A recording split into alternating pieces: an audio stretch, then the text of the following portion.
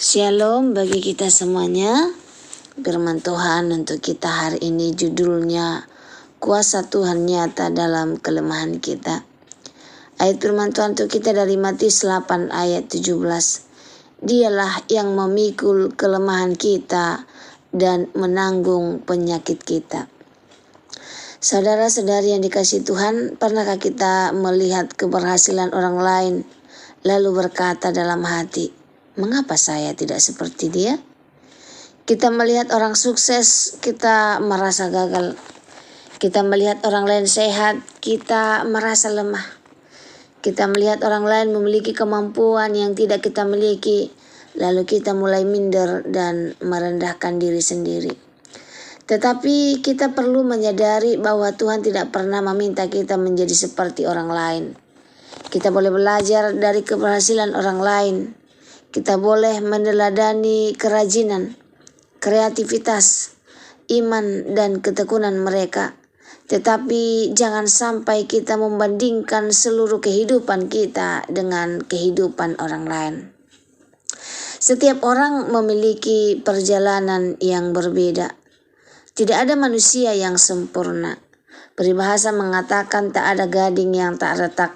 Setiap orang memiliki kelebihan, tetapi setiap orang juga memiliki kelemahan. Tidak ada manusia yang sempurna. Peribahasa mengatakan tak ada gading yang tak retak. Setiap orang memiliki kelebihan, tetapi setiap orang juga memiliki kelemahan. Ada kelemahan yang terlihat seperti keterbatasan fisik atau penyakit, tetapi ada juga kelemahan yang tidak terlihat. Luka batin, trauma, rasa takut, kekecewaan, kepahitan, atau pergumulan yang hanya Tuhan yang tahu. Karena itu jangan cepat menghakimi orang lain. Kita tidak pernah tahu peperangan apa yang sedang mereka hadapi. Yesus peduli kepada orang yang lemah. Dalam Matius 8 kita membaca tentang ibu mertua Petrus yang sedang terbaring karena demam. Ia sedang sakit dan tidak berdaya, tetapi ketika Yesus datang, Yesus tidak mengabaikannya. Yesus melihat keadaannya dan menjamah tangannya. Demam itu meninggalkannya. Ini memberikan penghiburan kepada kita. Yesus tidak jauh dari orang yang lemah. Ketika kita sakit, Yesus peduli. Ketika kita menangis, Yesus peduli. Ketika kita merasa tidak sanggup, Yesus peduli. Matius 8 ayat 17 berkata, dialah yang memikul kelemahan kita dan menanggung penyakit kita. Betapa indahnya kasih Yesus. Dia bukan hanya mengetahui kelemahan kita. Dia datang, mendekat, dan menanggung penderitaan kita. Karena itu, ketika kita merasa lemah, jangan menjauh dari Tuhan. Datanglah semakin dekat kepadanya. Kelemahan bukan berarti Tuhan meninggalkan kita. Seringkali ketika mengalami masalah kita bertanya, Tuhan, kalau Engkau mengasihi saya, mengapa saya masih mengalami semua ini? Kita ingin Tuhan segera menghilangkan semua kelemahan kita. Tetapi tidak selalu Tuhan menghilangkan masalah dengan segera. Kadang-kadang Tuhan memberikan kekuatan untuk melewati masalah tersebut. Paulus pernah berdoa agar kelemahannya disingkirkan.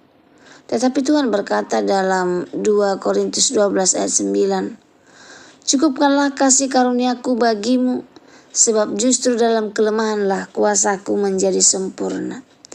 Ini berarti kelemahan kita bukan selalu akhir dari cerita.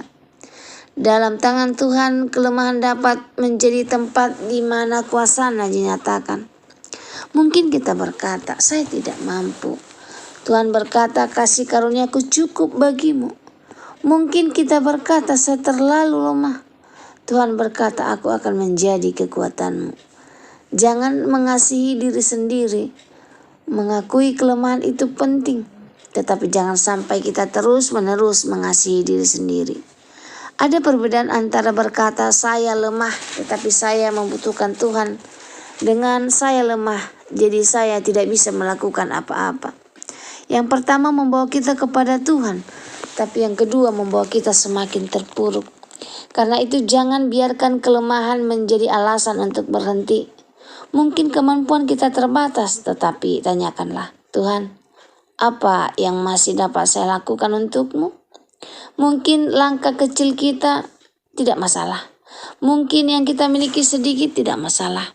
5 roti dan 2 ikan terlihat sangat sedikit di tangan manusia. Tetapi ketika diserahkan kepada Yesus, sesuatu yang besar dapat terjadi. Yang kecil di tangan manusia dapat menjadi besar di tangan Tuhan. Tuhan melihat hati. Manusia sering melihat penampilan, kemampuan, jabatan, pendidikan, dan keberhasilan. Tetapi Tuhan melihat hati. Karena itu jangan merasa lebih tinggi ketika Tuhan memberikan kita kelebihan. Dan jangan merasa tidak berharga ketika kita memiliki kekurangan. Apa yang kita miliki semuanya berasal dari Tuhan. Kalau Tuhan memberikan kemampuan, gunakanlah untuk melayani. Kalau Tuhan memberikan kesehatan, gunakanlah untuk melakukan kebaikan. Kalau Tuhan memberikan pengalaman hidup, gunakan untuk menguatkan orang lain. Dan kalau kita sedang mengalami kelemahan, jangan berpikir bahwa hidup kita tidak berguna. Nilai kita tidak ditentukan oleh kelemahan kita. Nilai kita ditentukan oleh kasih karunia. Sebagai penutup firman Tuhan untuk kita hari ini, saudara-saudari yang dikasihi Tuhan, mungkin hari ini ada yang sedang merasa lemah. Mungkin tubuh kita lemah, mungkin hati kita lemah, mungkin kita sedang menghadapi masalah dalam keluarga, pekerjaan, ekonomi, pelayanan, atau pergumulan yang tidak diketahui orang lain.